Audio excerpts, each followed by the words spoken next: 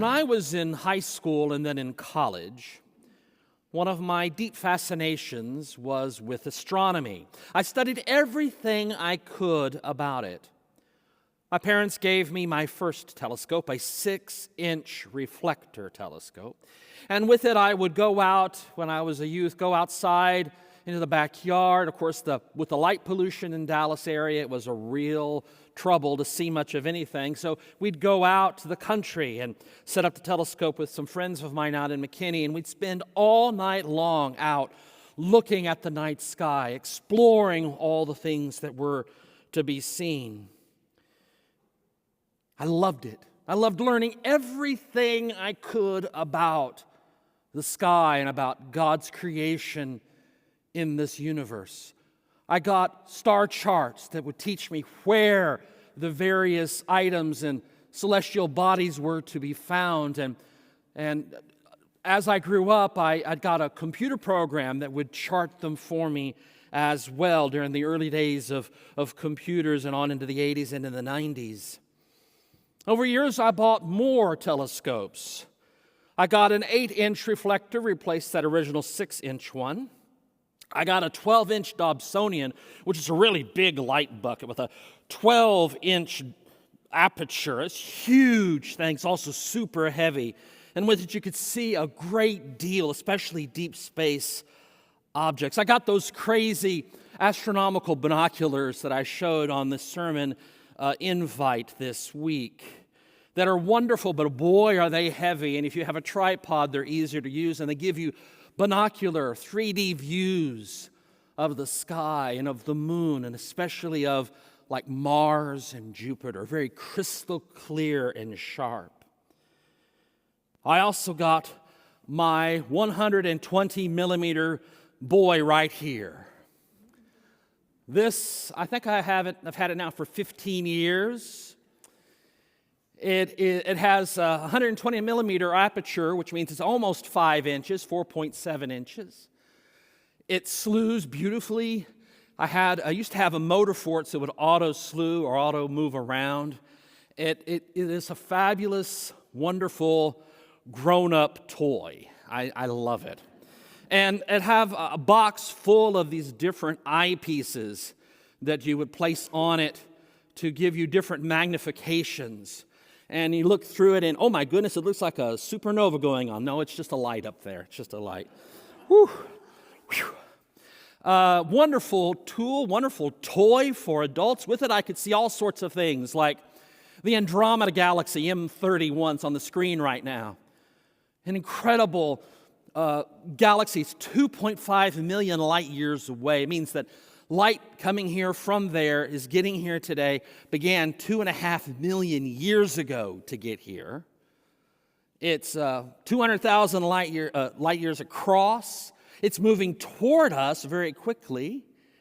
And at night, with dark skies, you can see M31, the Andromeda Galaxy, with the naked eye.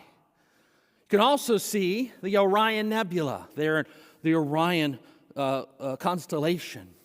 And it comes beautifully in this telescope with this glowing electric blue emission nebula. If you add filters to this, you can see it in all its colors. It's incredible. It's amazing. There's the Pleiades straight overhead right now. And if the clouds were gone, you could see it beautifully.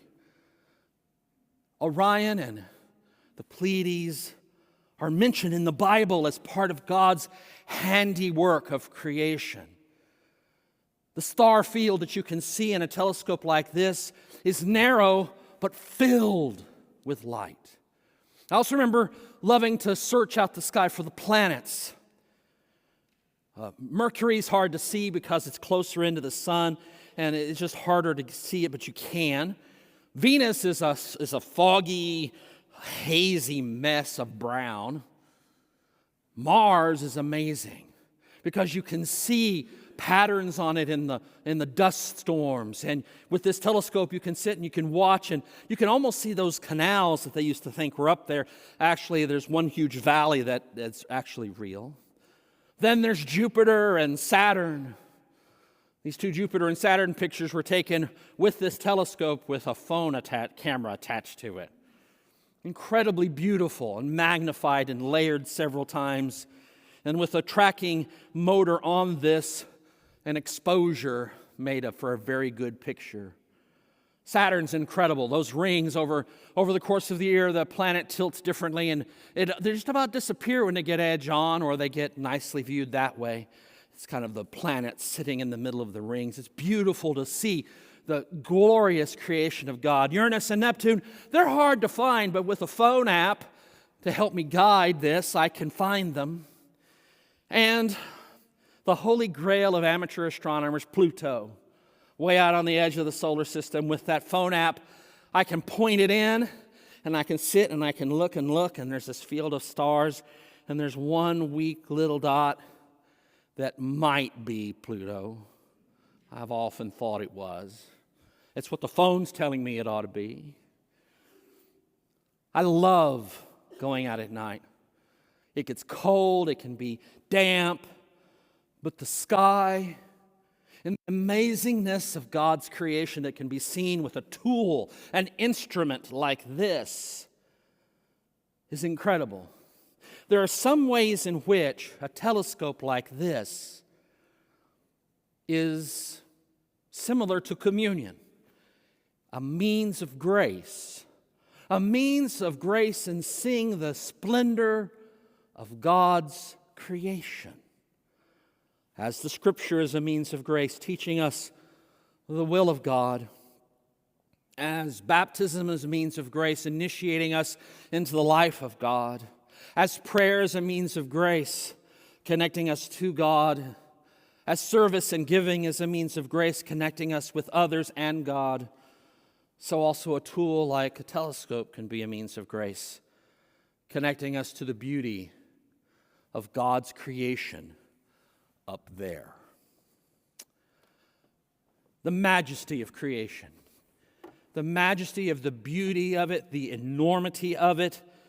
I'm always amazed at the gloriousness, the majestic enormity of the night sky and God's creation that it reveals. The reality that is so incredibly glorious, awesome in the truest sense of the word awesome. Its size and its complexity is truly beyond our everyday imagination.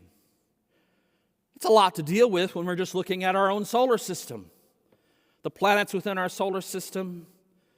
I love pulling out a telescope or my binoculars and going out to watching as a comet comes in. Beautiful views. Sometimes they get big enough to see with the naked eye, like back in the 1990s. Y'all remember that one? Incredibly views of our inner solar system and the outer solar system are more possible for us to grasp. We've sent probes all the way through it, including to far distant Pluto and beyond.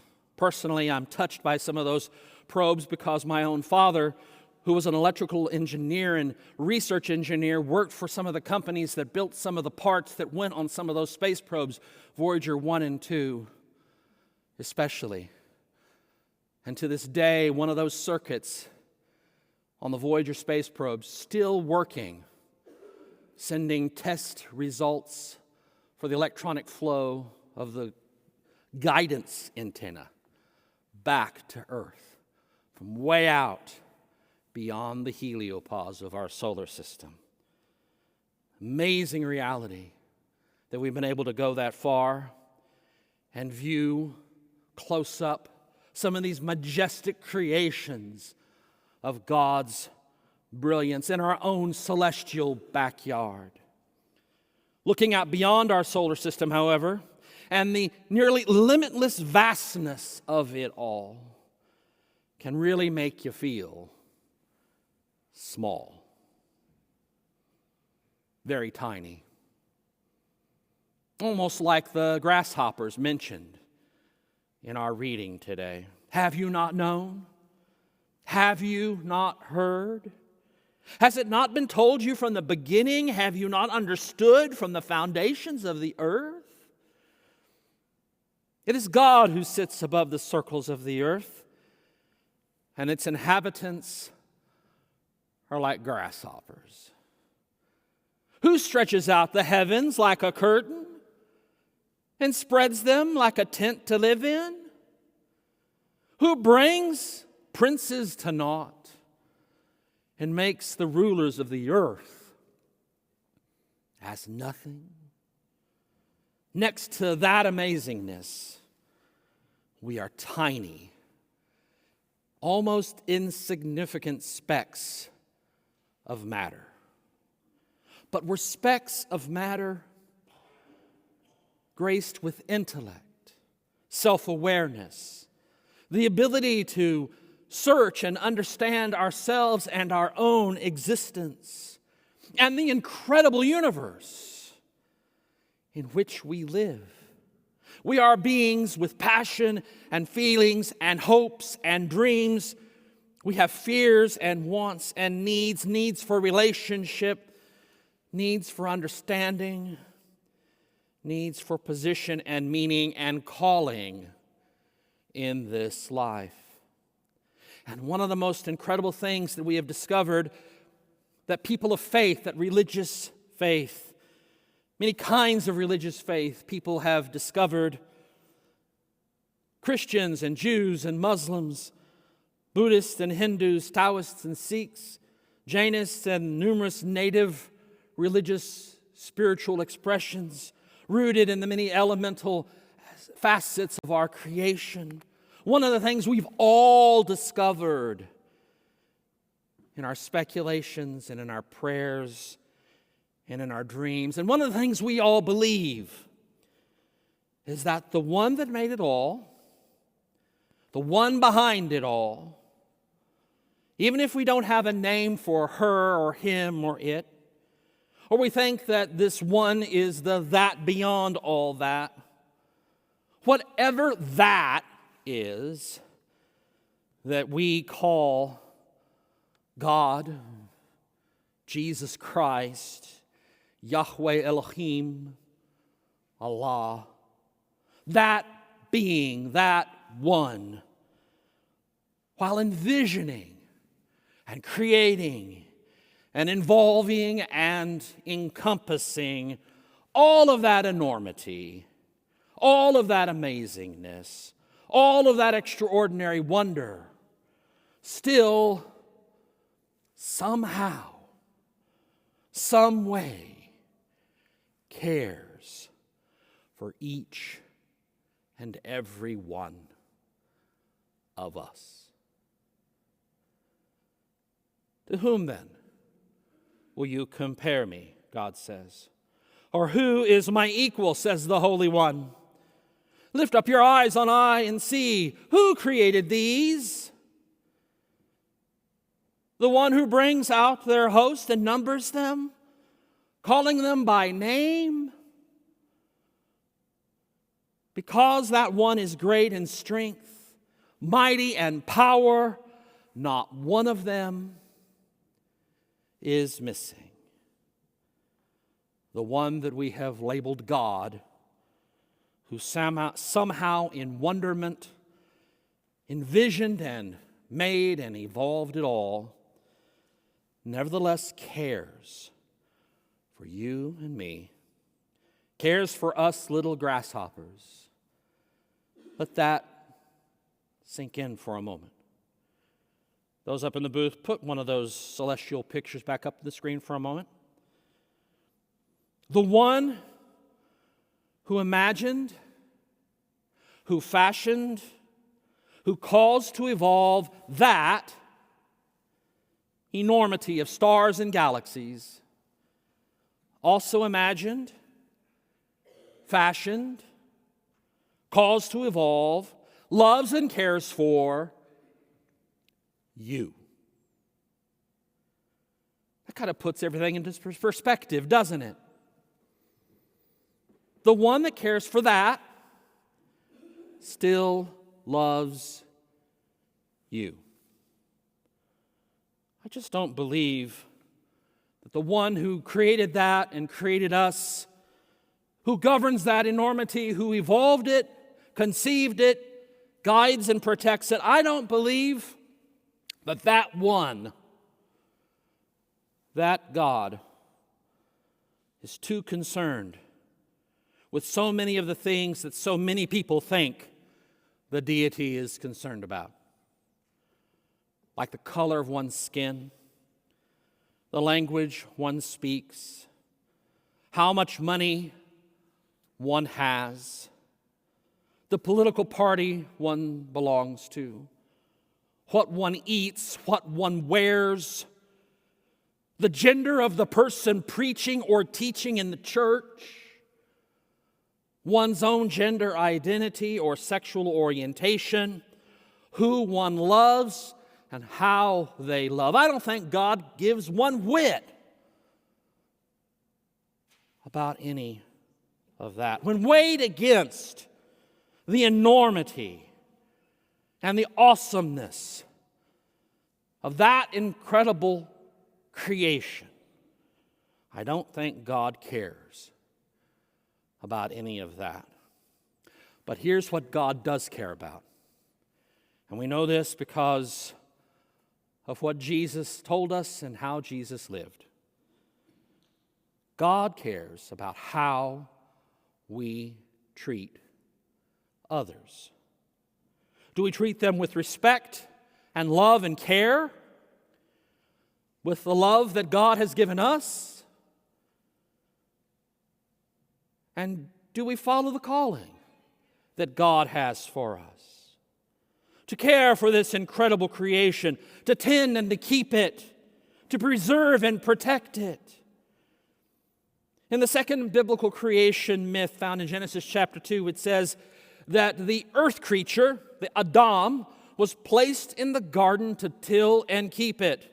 I think that God cares more about how we're doing that task or how we're not doing it. Some will say, but God said to be fruitful and multiply. Yeah. On November the 15th of 2022, our planetary population went over 8 billion people. In 2037, we're projected to reach 9 billion people. In 2058, we should be at 10 billion people. I don't think we're having any trouble following that particular calling of God to be fruitful and multiply. But we do have a problem. We are having trouble with the calling to till and keep and preserve and protect God's creation. And we're having trouble loving God and loving neighbor as self. We're having trouble with Jesus' great commandment. This is my commandment, that you love one another.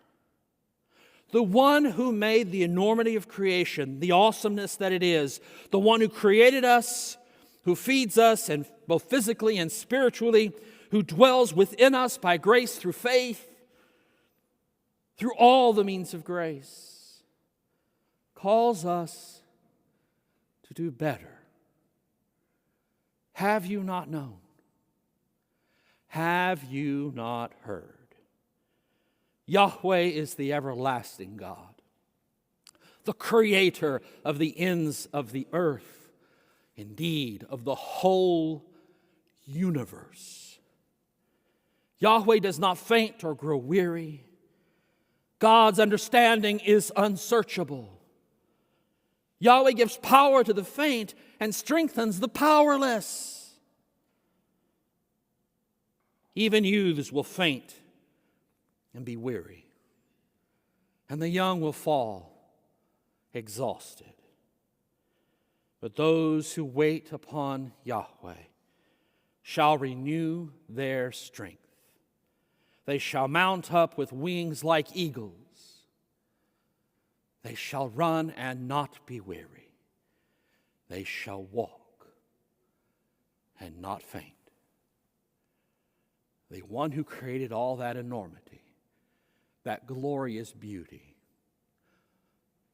the breath of that one that we call the Holy Spirit will waft under us like a thermal under an eagle's wings, and will lift us up and carry us forward to love God, to love neighbor, to love one another, to witness to the glory of creation, and to share that glorious love that God has given us.